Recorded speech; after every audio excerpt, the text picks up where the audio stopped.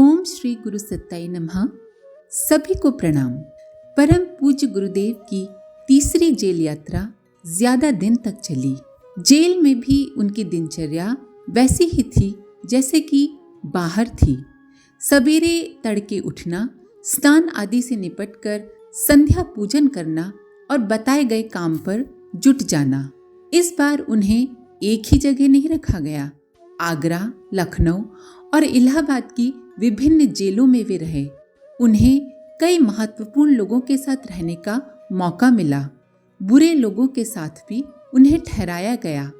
ऐसे अवसर भी आए जब उन्हें खूंखार अपराधियों के साथ रखा गया, लेकिन वे अविचलित रहे। अपने इस कारावास का उन्होंने कई तरह से सदुपयोग किया। उन दिनों स्वतंत्रता सेनानी जेल जाने पर अपना समय अध्ययन और लेखन में बिताते थे। गुरुदेव को वैसी सुविधाएं प्राप्त नहीं थी। जो भी सुविधा प्राप्त थी उसका उपयोग उन्होंने नई भाषाएं सीखने में किया। उदाहरण के लिए उन्होंने अंग्रेजी भाषा इन्हीं दिनों सीखी। कागज, कलम और किताब तो उपलब्ध न हो सकी। जेल में ही किसी नेता के पास अंग्रेजी अखबार लीडर आया करता था। पढ़कर वे अखबार इधर उधर फेंक देते थे। पूज्य गुरुदेव उस अखबार को उठा लेते, फिर कहीं से एक लोहे का तसला उठा लाए। ये कचरा इकट्ठा करने के काम आता था। तसले की पीठ को स्लेट बनाया और कोयले को बत्ती। इस अनोखी स्लेट बत्ती से उन्होंने अंग्रेजी वर्णमाला का अभ्यास किया। फिर दूसरे पढ़े लिखे कैदियों से पूछ पूछ कर अंग्रेजी व्याकरण और वाक्य रचना का अभ्यास शुरू किया। इस तरह महीने डेढ़ महीने में अंग्रेजी सीख ली।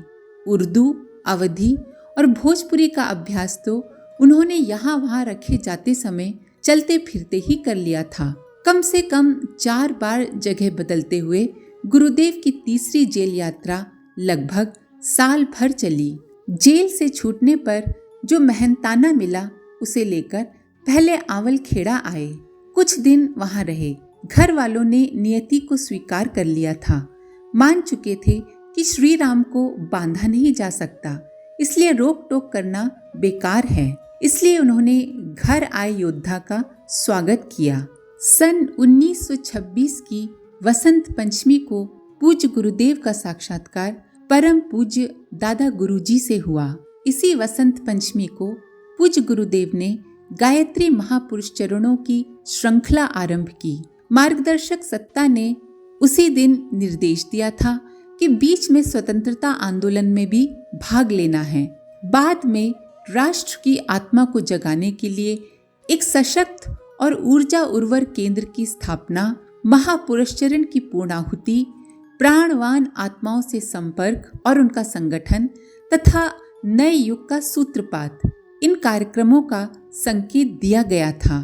पूज्य दादा गुरुजी के अंतर्ध्यान होने के बाद गुरुदेव उनके बताए क्रम के अनुसार व्यवस्था करने लगे थे। सबसे पहले उन्होंने दीपक संभाला। देखा रोज जलने वाले दीपक से ये भिन्न आकार का है। रखा उसी जगह था जहां पुराना दीपक रखा होता था, लेकिन ये नया दीपक पुराने दीपक से बड़ा था। जो दीपक वे अब तक जलाते आए थे उसमें 1 से सवा घंटे तक जलने लायक घी ही आता था, और इस दीपक में घी भर देने पर 4-6 घंटा देखने की जरूरत भी नहीं थी। देखकर विस्मय हुआ। लेकिन नया दीपक प्रकट होने या रख दिए जाने की घटना कुछ ही क्षण पहले हुए मार्गदर्शक सत्ता से साक्षात्कार से ज्यादा बड़ी और विलक्षण नहीं थी, इसलिए ज्यादा सोच विचार नहीं किया। नए दीपक को यथास्थान रखा रहने दिया और नई बत्ती तैयार की। बत्ती भिगोई, दीपक में घी उड़ेला और अपनी मार्गदर्शक सत्ता का स्मरण करते हुए उसमें ज्योति प्रज्वलित करने लगे। जिस समय वे ज्योति स्थापित कर रहे थे, स्पष्ट लग रहा था कि मार्गदर्शक सत्ता वहीं मौजूद है। यंत्र चलित से गुरुदेव के हाथ हिले। पता ही नहीं चला कि कब दिया सलाई उठी, कब उसे रोगन पर रगड़ा, वो जली और दीप बत्ती के पास ले गए। पता नहीं माचिस उठाई भी या नहीं। अपने आप ज्योति जल उठी हो तो भी कोई आश्चर्य नहीं। ये भी संभव है कि परम पूज्य दादा गुरुजी ने ही दीपक में ज्योति स्थापित कर दी हो। जो भी हो, वह दीपक जो जला तो आज तक जलता आ रहा है। कालांतर में यही अखंड दीपक या अखंड ज्योति के नाम से प्रसिद्ध हो गया। फिर संपन्न हुआ महापुरुष चरण का संकल्प। उस दिन का निर्धारित जप पहले दिन 5 घंटे जप चला। रोज की तुलना में ज्यादा वक्त लगा। वे पूजा कक्ष से देर तक बाहर नहीं आए तो परिवार वालों को लगा कि श्री राम को कहीं नींद तो नहीं लग गई। पिताजी ने झांककर 2-3 बार देखा। बेटे को चौकी पर बैठा पाया तो संतोष से ज्यादा आश्चर्य हुआ। जब पूरा होने के बाद गुरुदेव कोठरी के बाहर निकले तो पिता ने पूछा, आज बहुत देर लग गई। गुरुदेव ने कहा, अब रोज ही इतना समय लगेगा। विभिन्न साधना पद्धतियों और उनके विधि विधान के ज्ञाता पंडित रूप किशोर जी ने तुरंत अंदाजा लगा लिया। पूछा, पुरस्चरण का संकल्प लिया है? पुत्र ने हामी भरते हुए सिर हिलाया। पिता ने विस्मय, गर्व और उल्लास की मिली जुली दृष्टि से पुत्र की ओर देखा, पर कहा कुछ नहीं। जौ की रोटी और छाछ का भोजन एक बार लेने का व्रत भी उसी दिन से शुरू हो गया। गाय को जौ खिलाने, उसके गोबर में से निकले जौ के दाने धो सुखाकर पिसवाने और उससे बनी रोटी ही खाने का नियम भी तपश्चर्या में उग्र प्रखरता आने पर आगे चला। शुरू दिन सुबह 10 बजे तक जप करने के बाद अगले दिन नया निर्धारण हुआ। तीसरा पहर बीतने को था कि गुरुदेव बिस्तर छोड़कर उठ गए। तब घड़ी में 2 से 3 बजे के बीच कोई समय था। उठकर दबे पांव बाहर आए, कुएं से पानी खींचा, स्नान आदि से निपटे और अपने पूजा गृह में आकर बैठ गए। सुबह सूर्योदय तक जप चला। नित्य का यही क्रम हो गया। पूज्य गुरुदेव 2 से 3 बजे के बीच किसी भी समय उठ जाते। पुरस्चरण साधना के लिए घड़ी के कांटों का उतना महत्व नहीं होता। महत्व तो सूर्योदय होने से पहले एक निश्चित अवधि का है। सूर्योदय का समय बदलता रहता है। इसीलिए कहा गया कि गुरुदेव 2 से 3 के बीच उठ जाया करते थे।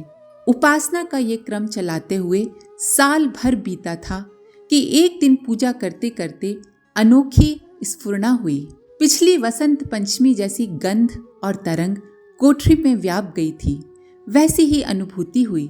एक बारगी तो विचार आया कि शायद मार्गदर्शक सत्ता प्रकट होने वाली है, लेकिन जल्दी ही यह विचार तिरोहित हो गया। फिर उन्होंने पुकार सुनी। ध्वनि और स्वर पिछले साल वसंत पंचमी की स्मृति को जगाते प्रतीत हो रहे थे। हृदय तंत्री कुछ अलग ही ढंग से बज रही थी। मस्तिष्क कुछ विशेष ही सोच रहा था। धीरे धीरे तस्वीर साफ हुई। पुकार कह रही थी, हिमालय चलो, गुरुदेव का बुलावा है, बुला रहे हैं। उनके सानिध्य में कुछ समय बिताना है। भविष्य का कार्यक्रम वही निर्धारित होगा। शुरू में असमंजस हुआ, पर वो ज्यादा टिका नहीं। उसी दिन फैसला कर लिया। शाम तक तैयारी हो गई। घर वालों को बता दिया कि कुछ समय के लिए बाहर जा रहा हूं और इस यात्रा का किसी आंदोलन या काम धंधे से कोई संबंध नहीं है। हिमालय की वो पहली यात्रा बहुत कठिन थी। तब ऋषिकेश तक ही थोड़ी सहूलियत से जाया जा सकता था। ऋषिकेश से देवप्रयाग तक पैदल जाना पड़ता था। वहां से उत्तरकाशी तक मोटर गाड़ियां जाती थी। उसके बाद फिर पैदल और आगे तो पूरा उत्तराखंड ही पैदल। ऋषिकेश में गुरुदेव ने थोड़ा सामान बांध लिया। अंदाजा नहीं था कि कितना सामान आसानी से ले जाया जा सकता है। सामान थोड़ा ज्यादा हो गया। चढ़ाई शुरू होने पर अनुभव हुआ कि बोझ ज्यादा है। इतना सामान लेकर आगे नहीं जाया जा सकता। ये महसूस होते ही उन्होंने बहुत सा सामान अपने साथ चल रहे यात्रियों को बांट दिया। गुरुदेव को रास्ते में बाबा जोगी भी मिले। पूज्य गुरुदेव कहा करते थे कि हिमालय के रास्ते में सिद्ध योगियों के मिलने की बात बहुत सुनी थी, पर हमें तो कहीं सिद्ध योगी के दर्शन नहीं हुए। रास्ते में सिद्ध योगी तो दूर, साधारण योगी और निवासी भी कम ही थे। जीविका की दृष्टि से ये इलाका आज भी कठिनाइयों से भरा है और उस समय तो बड़ी बुरी हालत थी। लोग आते जाते थे पर कोई रुकता नहीं था। किसी पड़ाव में मोड़ पर या चट्टियों के आसपास कुछ साधु सन्यासी आते जाते दिखाई दिए, लेकिन उनमें सिद्ध स्तर का कोई नहीं था। थोड़ी देर बातचीत करने पर वे खुलने लगते, अपनी फरमाइशें बताने लगते और उन्हें पूरी करने के लिए कहते, और अगर मांगी गई चीज नहीं मिलती तो श्राप देने लगते। उत्तरकाशी में तो एक बड़ी मनोरंजक घटना घटी। उस दिन एकादशी थी। गुरुदेव ने दर्जन भर केले खरीदे और विश्वनाथ मंदिर के बाहर खड़े 5-6 साधुओं को बांटने लगे। हर एक साधु के हिस्से में 2 केले आए। आखिर में रह गए साधु को जब 2 केले देने लगे तो वो बोला, मुझे क्या समझते हो? क्या मैं भीख मांगने के लिए यहाँ खड़ा हूँ? गुरुदेव अवाक रह गए। क्षण भर को तो समझे कि शायद पहली बार कोई निष्प्रह संत दिखाई दिया है। उन्होंने कहा, बाबा ये भीख नहीं है, भेंट है। इतना कहना था कि वो सन्यासी तो बिफर उठा। नादान लड़के, मुझे मूर्ख समझता है? मैं यहाँ 20 साल से हूँ। ये 5 मुष्टंडे तो 2-3 साल से ही दराए हैं। इनको और मुझे एक जैसा समझता है। गुरुदेव ने पूछा, बताइए तो महाराज, मुझसे गलती क्या हुई है? साधु ने कहा, लज्जा नहीं आती? मुझे भी इन्हीं के बराबर फल भेंट करता है। कम से कम 4 केले तो देना चाहिए मुझे। गुरुदेव कहा करते थे कि इस घटना से उनका मन ग्लानि से भर गया। साधु महात्माओं की ये स्थिति अपनी वरीयता को केले की भेंट से आंकते हैं। इसके बाद 20 साल से टिके साधु के लिए गुरुदेव ने और केले खरीद दिए। उन्होंने विश्वनाथ के दर्शन किए। ऐसी मान्यता है कि कलयुग में शंकर जी काशी छोड़कर यहीं आ बसे, इसीलिए उत्तर काशी ही असली काशी है। दर्शनों के बाद आगे बढ़े। रास्ते में बहुत सुविधाजनक व्यवस्था नहीं थी। चलते चलते शाम हो जाती और हिसाब लगाते तो मालूम होता कि कुछ मील ही तय हो पाए हैं। रास्ते में ठहरने के लिए चट्टियां थीं। अब तो चट्टियां लुप्त हो गई हैं या कहीं कहीं ही देखने में आती हैं। मोटर आदि वाहनों के कारण उनकी उपयोगिता अब खत्म सी हो गई है, लेकिन उन दिनों यहीं पर विश्राम मिलता था। चट्टियां दरअसल छोटी मोटी दुकान हुआ करती थी, जहां सोने बैठने की व्यवस्था रहती थी। ये दुकानें पहाड़ी लोग लगाते थे। आटा, दाल, चावल खरीदने पर वे पकाने के बर्तन, अंगीठी आदि बिना किराया लिए दे दिया करते थे। देते समय सामान गिनते भी नहीं थे, यूं ही उठाकर दे देते थे और वापसी में भी जांचने गिनने की जरूरत नहीं थी। उनकी सेवा से प्रसन्न होकर या आत्मीयता का भाव उमड़ने पर यात्री बीड़ी, माचिस, सत्तू, गुड़, आलू जैसी चीजें उन्हें दे देते थे। इन चीजों को भी दुकानदार आने वाले यात्रियों के लिए ही रख लेते थे। रात हो जाती तो यात्रियों को कंबल और बिछौना भी वहीं से मिल जाता। गुरुदेव जिन दिनों अपनी मार्गदर्शक सत्ता के बुलावे पर हिमालय गए, उन दिनों सर्दियां शुरू हो गई थीं। साधु सन्यासी ही नहीं, इस इलाके के निवासी, घर गृहस्थी वाले भी नीचे उतर आते थे। गांव में प्रायः सन्नाटा रहता। किसी घर में रोशनी होती थी तो पता चलता वहां कोई बड़ी उम्र के पुरुष हैं जो किसी भी तरह की मदद करने में असमर्थ हैं, बल्कि खुद उन्हें ही सेवा सहायता की जरूरत है। जाना तो था ही। रास्ता चाहे सुनसान हो या जंगली और हिंस्र जानवरों से भरा हुआ, सोते बैठते हर समय डर लगता। शांत भाव से बैठे रहे और अचानक पास ही कोई फुफकार सुनाई दे जाए, देखें तो सांप अजगर रेंगते दिखाई दें।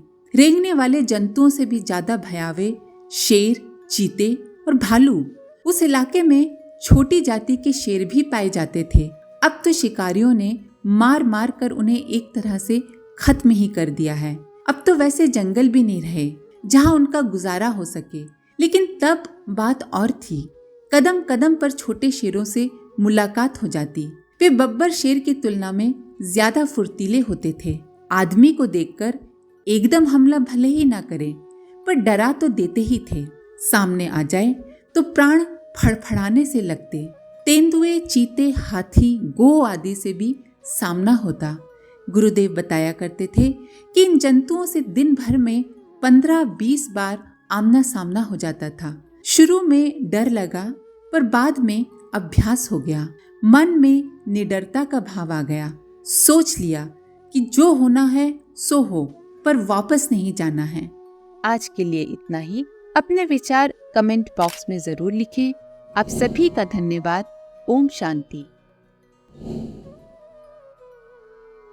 हमारे YouTube चैनल को सब्सक्राइब करें और बेल आइकन को दबाकर ऑल पर क्लिक करें ताकि आने वाले सभी वीडियोस की नोटिफिकेशन आपको मिलती रहे।